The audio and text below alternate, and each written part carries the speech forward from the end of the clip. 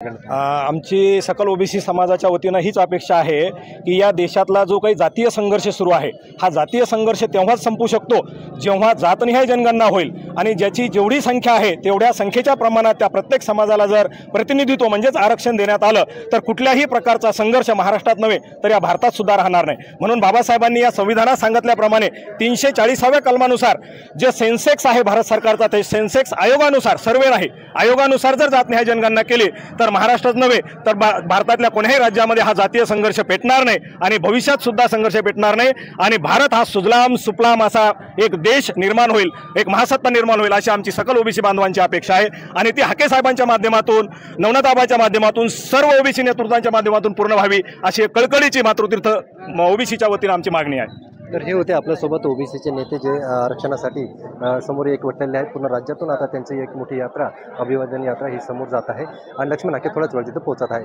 Cameraman Sunil मोरेसह मी Sanjay Jadhav, साम TV, Sindkhed Raja, Buldhana.